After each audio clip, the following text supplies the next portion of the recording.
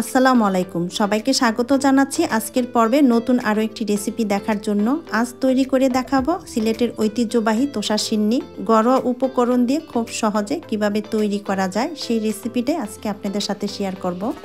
আর এই সিন্নিটা সিলেটের খুবই জনপ্রিয়, আশা করছি আপনাদের ভালো লাগবে। তো চলুন দেখে নেওয়া যাক কিভাবে তৈরি করতে হয়। প্রথমে আমি চিনি শিরাটা তৈরি করে নিব। চুলায় হাঁড়ি বসে 2 কাপ পানি দিয়ে নিচ্ছি। আর এই শিরাটা তৈরি করার জন্য আপনাকে পানি এবং চিনির পরিমাণটা সমান দিতে হবে। 2 কাপ চিনি দিলে 2 কাপ পানি দিতে হবে। তো আমি এখানে 2 কাপ চিনি দিয়ে দিলাম। আর এই রেসিপিতে শিরাটাই আপনাকে প্রথমে তৈরি করে নিতে হবে, কারণ এর মূল উপকরণ হচ্ছে ময়দা। ময়দাটা ভাজার সাথে সাথে কিন্তু এই শিরাটা ভাজা ময়দার মধ্যে ঢেলে দিতে হবে।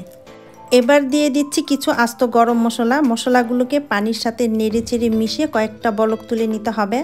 আর এই শিরাটা কিন্তু বেশি ঘন হবে না। কিছুক্ষণ জাল করার পর যখন মশলার একটা ঘ্রাণ বেরিয়ে আসবে তখন এটাকে চুলা থেকে নামিয়ে নিতে হবে। তো শিরাটা হয়ে গেছে, এখন আমি এটাকে চুলা থেকে নামিয়ে ময়দাটা বেজে নিব। চুলায় একটি প্যান বসিয়ে হালকা গরম করে নিয়েছি। এর মধ্যে দিয়ে দিচ্ছি 1 কাপ ঘি, আরও দিয়ে দিচ্ছি 1/2 কাপ তেল। আপনি চাইলে শুধু ঘি অথবা তেল দিয়েও এই হালুয়াটা রান্না করতে পারবেন, তবে তেল এবং ঘি মিশিয়ে রান্না করলে হালুয়াটা অনেক নরম হয়, ফ্লেভারটা ভালো আসে। তেল এবং ঘিটা হালকা গরম হয়ে যাওয়ার পর এর মধ্যে দিয়ে দিচ্ছি 2 কাপ ময়দা। এখন চুলার আঁচ মিডিয়াম লোতে রেখে অনবরত নেড়ে চেড়ে এই ময়দাটাকে ব্রাউন কালার করে বেজে নিতে হবে।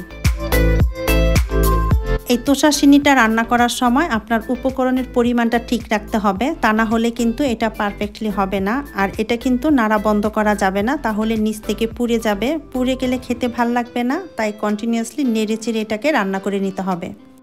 ময়দাটা আমার অলমোস্ট ভাজা হয়ে গেছে। আর এখানে আমি কিছু বাদাম কিশমিশ অ্যাড করে দিয়েছি। এবার এর মধ্যে আমি তৈরি করে রাখা চিনি শিরাটা দিয়ে দিচ্ছি। শিরাটা আমি ছেঁকে মশলাগুলো আলাদা করে নিয়েছি, দেখতে পাচ্ছেন। আর এই শিরাটা কিন্তু এখনো অনেকটা গরম আছে।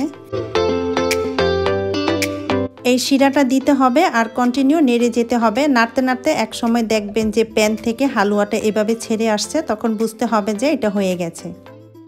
তো তোষা সিন্নিটা আমার রান্না করা হয়ে গেছে আর চুলাটা আমি অলরেডি বন্ধ করে দিয়েছি। এখন একটু নেড়ে চেড়ে ঠান্ডা করে নিচ্ছি। তারপর এর মধ্যে দিয়ে দিচ্ছি 2 টেবিল চামচ পরিমাণ নারকেল কোরানো। এটা অপশনাল, আপনি চাইলে স্কিপ করতে পারেন, তবে দিলে খেতে ভালো লাগে। এবার এই সব কিছু একসাথে নেড়ে চেড়ে মিশিয়ে নিলেই কিন্তু সিন্নিটা রেডি হয়ে যাবে পরিবেশনের জন্য। সহজ রেসিপিতে তৈরি হয়ে গেল ভীষণ মজাদার তোষা সিন্নি বা ময়দার হালুয়া। আপনারাও এইভাবে ঘরোয়া উপকরণ দিয়ে বাড়িতেই তৈরি করে খাবেন, ইনশাল্লাহ ভালো লাগবে।